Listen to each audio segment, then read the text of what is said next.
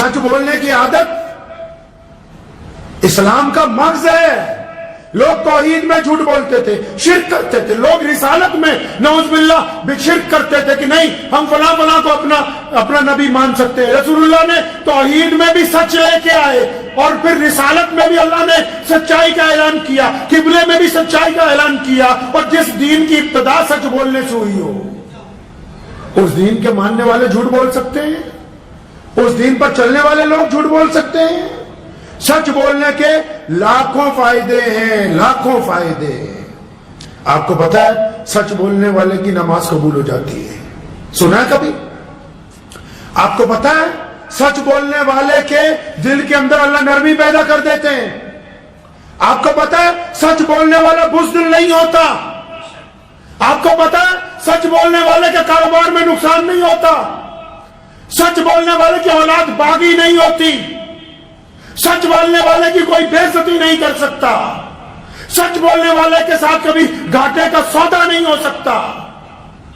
سچ بولنے والے کو کبھی ٹھوکر نہیں لگ سکتی، کیونکہ جب بندہ سچ بولتا ہے نا، جب بندہ بسم اللہ پڑھتا ہے، بار بار اپنے رب کا نام لیتا ہے اور سچ بولنے کی بات کرتا ہے، اللہ فرشتوں کو کہہ دیتے ہیں کہ میرا بندہ میرے خوف کی وجہ سے سچ بولتا ہے، اس کے دائیں بائیں ہو جاؤ. اب جو سچ بولنے والے لوگ ہیں اللہ نے ان کو عزت عطا کی ہیں، چاہے وہ اپنے گھر میں اپنی اولاد کے ساتھ عزت سے بیٹھے ہوں، چاہے وہ اپنے کاروبار کی گدی پہ عزت سے بیٹھے ہوں، چاہے وہ حدیث کی مسند کے اوپر عزت کے ساتھ بیٹھے ہوں، چاہے وہ کاروبار کے اندر عزت کے ساتھ بیٹھے ہوں. جو سچ بولیں گے عزت ان کے لیے. اور جو سچ میں ملاوٹ کرتے ہیں، جی ملاوٹ کرنے والوں کو کیا کہتے ہو آپ؟ سچ میں ملاوٹ کرنے والے کو کیا کہتے ہیں؟ سچ میں ملاوٹ کرنے والے کو اسلام منافق کہتا ہے. عام زبان میں ہم اس کو دوگلا کہتے ہیں، عام زبان میں ہم اس کو بے ایمان کہتے ہیں. اگر کوئی بندہ سچ میں ملاوٹ کرتا ہے، اگر اولاد بزد ہے کہ فلاں کام پر پیسے لگاؤ، ہمیں اپنے گھر میں یہ عیاشی کی چیزیں چاہیے، اگر آپ سچ بولیں گے کہ بیٹا میری اتنی حیثیت نہیں ہے، میری اتنی اوقات نہیں ہے، تو یاد رکھو ان 2 روٹیوں میں جو لذت آئے گی وہ حرام کے لقمے کے اندر وہ لذت آ نہیں سکتی ہے. جو سکون سچ بولنے میں، جو اطمینان سچ بولنے میں. جھوٹ بول کر اقتدار حاصل ہو سکتا ہے، جھوٹ بول کر ہم بڑے لوگوں کے قریب جا سکتے ہیں، جھوٹ بول کر ہم بڑے لوگوں کی قربت حاصل کر سکتے ہیں، لیکن جھوٹ بول کر اللہ اور اس کے رسول کی قربت حاصل نہیں ہو سکتی ہے. کوئی جھوٹ بولنے والا اگر بیت اللہ کے چکر لگاتا رہے، کوئی جھوٹ بولنے والا اگر حرم شریف میں بھی جا کر نماز پڑھتا رہے، تو اللہ تبارک و تعالیٰ کو نہ اس کا طواف پسند ہے، نہ اس کی وہ نماز پسند ہے. پیارے نبی علیہ السلام کے پاس ایک صاحب آتے ہیں کہ یا رسول اللہ میں تو اتنے گناہ کرتا ہوں اور میں کیا کروں، ایک وقت میں سارے گناہ چھوڑ نہیں سکتا، آپ کے ساتھ بھی لگنا چاہتا ہوں، ایمان لانا چاہتا ہوں، آپ مجھے بتائیں میں کیا کروں. فرمایا ان گناہوں میں زنا بھی ہے، چوری بھی ہے، عیاشی بھی ہے، بدماشی بھی ہے. قربان جاؤں رسول اللہ پہ. فرمایا پہلے وعدہ کرنا کہ آج کے بعد جب بھی بولے گا سچ بولے گا، جھوٹ نہیں بولے گا تو آج کے بعد. آپ کیا سمجھتے ہیں کہ سچ بولنا معمولی بات ہے؟ سچ آپ کو کامیابی کے راستے پر لے کے جاتا ہے. ہو سکتا ہے کہ کچھ وقت کے لیے آپ رک جائیں کہیں پر، ہو سکتا ہے سچ بولنے کی وجہ سے آپ کو تھوڑی بہت پریشانی آ جائے، لیکن عزتیں سچ کے ساتھ ہے، کیونکہ یہ دنیا چند روزہ ہے. اللہ تبارک و تعالیٰ کو سچ بولنے والے ہی لوگ پسند ہیں. اور سچ بولنے کے بھی 2 طریقے ہیں، سن لیں. سچ بولنے کے 2 طریقے ہیں. ایک وہ سچ جو علی اعلان بولا جاتا ہے، جو قوموں کے لیے ہوتا ہے، جو ملکوں کے لیے ہوتا ہے، جو سماج کے لیے ہوتا ہے، جو معاشرے کے لیے ہوتا ہے. اور ایک وہ سچ جو آپ کو اپنے بھائی کو بتانا ہو، ایک وہ سچ جو آپ کو اپنی بیوی کو بتانا ہو، ایک وہ سچ جو آپ کو اپنے بیٹے کو بتانا ہو، ایک وہ سچ جو آپ کو اپنے دوست کو بتانا ہو. اس کے بارے میں رسول اللہ نے حکم فرمایا، حدیث کا مفہوم ہے اگر اپنے کسی بھائی میں خامی لگتی ہے تو پھر سرے بازار اس کی بے عزتی نہ کرنا، ہاتھ پکڑ کے ایک سائیڈ پہ لے جانا، ہاتھ پکڑ کے ایک طرف لے جانا، کیونکہ وہ انفرادی بات ہے، ذاتی بات ہے، ایک بندے کا فعل ہے. اب انفرادی بات جو ہے، ذاتی بات جو ہے، آپ چاہتے ہو کہ اس آدمی میں یہ خامی ہے، اس میں یہ قصور ہے، یہ ٹھیک ہو جائے، یہ اچھا بن جائے، تو اس کا طریقہ یہ ہے کہ آپ اس کو ایک طرف لے جائیں، اور ایک وہ سچ کہ پوری کی پوری قوم ہلاکت کے دروازے پہ کھڑی ہو، قوم کو مرض لگ گیا ہو، تکلیف لگ گئی ہو، اور پھر وہ ضرورت محسوس کر رہی ہو کہ کوئی تو آئے جو ہمارے ساتھ سچ بول لے، اور اس وقت بھی آپ اپنے گھر پر بیٹھ کے منہ کے اوپر ٹیپ لگا لے کہ ہم سچ نہیں بولنا چاہتے، تو وہ سچ گناہ ہے جس کو آپ چھپا رہے ہیں، اور یہ بھی سچ گناہ تھا جس کو آپ سرعام دوسرے کی بے عزتی کے لیے استعمال کرنا چاہتے تھے۔ پیارے نبی صلی اللہ علیہ وسلم نے متعدد جگہ فرمایا، صحابہ ایسے کہتے تھے۔ کیسے کہتے تھے صحابہ؟ فرماتے تھے کہ ہم ایمان لائیں اللہ کے سچے نبی پر، کیونکہ اور جھوٹ بولنے والے بھی بہت ہیں بازار میں۔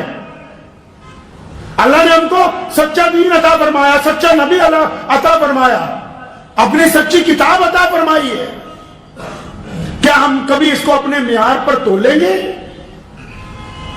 اگر ہمیں سچ بولتے ہوئے بھی ڈر لگتا ہے اپنی ذاتی زندگی میں بھی، تو پھر اس کا مطلب تو ہم بے ایمان ہیں، ہم ظاہری طور پر دیکھنے میں اچھے انسان لگ رہے ہیں، حقیقت میں ہم مجرم ہیں، اپنے ضمیر کے مجرم ہیں۔ ہم گناہوں کا بوجھ اٹھا کے تو تھوڑا سا چلا جا سکتا ہے، کیونکہ توبہ کا دروازہ کھلا ہے۔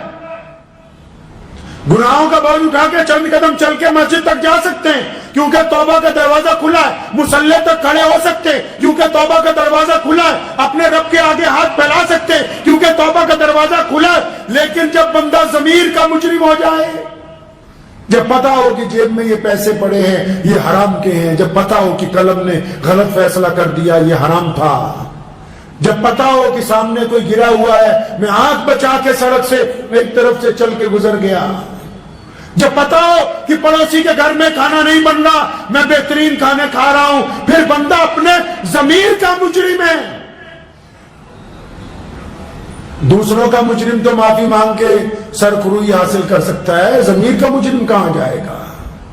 ہم سب سے جھوٹ بول سکتے ہیں، لوگ اپنے رب کے آگے آ کے جھوٹ بولتے ہیں، یا اللہ مجھے معاف کر دے، دل میں ارادہ ہوتا ہے کل پھر ٹھگی مارنی ہے، پھر معافی مانگے۔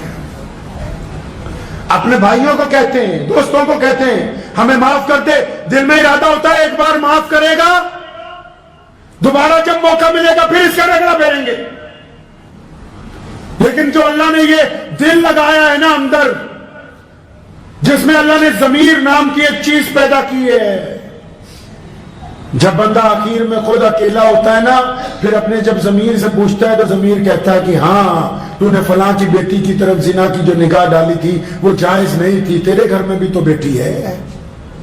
پھر ضمیر کہتا ہے کہ تجھے فلاں کی بے عزتی کرنے جا رہا تھا، وہ تو نے غلط کیا ہے، کیونکہ تجھے پتا ہے کہ وہ بے عزتی کے قابل نہیں تھا، عزت دار تھا، تو نے اسے نیلام کیا۔ ضمیر کہتا ہے اندر سے، ضمیر کہتا ہے کہ ہاں تو یہ جو نماز پڑھ رہا ہے، تیرا دل اپنے رب کی حضور راضی نہیں ہے، تو لوگوں کے ڈر کے ساتھ لوگوں کو دکھانے کے لیے سجدے کر رہا ہے۔ یہ ضمیر کہتا ہے بندے کو، ضمیر کہتا ہے کہ فلاں کی جگہ پر یہ جو قبضہ کر رکھا ہے اس کے گھر والے تڑپتے ہیں۔ اور جو بندے ضمیر کے مجرم ہو اور پھر ان میں اتنی طاقت نہ ہو کہ وہ اپنے ضمیر کی آواز سن لیں، ضمیر تو بار بار کہتا ہے کہ ہاں میری قوم کے بچے شہید ہو رہے ہیں، میں تو اخلاص سے ان کے لیے دعا بھی نہیں کرتا، میں تو ایک لفظ بھی ان کے لیے نہیں بولتا۔ ضمیر تو کہتا ہے کہ کیا ہوا قبلہ اول کے لیے، تم نے اپنے دل کے اندر کیا ارمان بنائے؟ تو ہم تو کہتے ہیں کہ نہیں، ہم تو ناظر ہیں، بہت ہی کمزور ہیں۔ ضمیر ہمیں جھنجھوڑتا ہے، اور جب ضمیر کسی کو جھنجھوڑتا ہے، اور جب آپ کو ضمیر آپ کو یہ کہے کہ تو گنہگار ہے، ضمیر جب یہ کہے کہ تو نے دوسرے کی بے عزتی غلط کی ہے، ضمیر جب آپ کو یہ کہے کہ تو نے دوسرے کی بیٹی کے اوپر غلط نگاہ ڈالی، ضمیر جب آپ کو یہ کہے کہ تو نے اپنے پڑوسی کی مدد نہیں کی طاقت ہونے کے باوجود، تو پھر خدا کی قسم فوری طور پہ اپنے رب کے آگے جھک جائیے، فوری طور پر اپنے رب سے معافی مانگ لیجئے۔ جو پھر ضمیر کی آواز بھی نہیں سنتے، وہ پھر چلتی پھرتی لاشیں ہیں، ان کا ضمیر نہیں ہے، تو پھر جسم میں بھی سمجھیے کوئی تاثیر باقی نہیں ہے۔ مجھے امید ہے کہ آپ کو یہ ویڈیو پسند آئی ہوگی، اگر پسند آئی ہو تو یہ آپ اپنے دوستوں کے ساتھ شیئر کریں اور اس چینل کو سبسکرائب ضرور کریں۔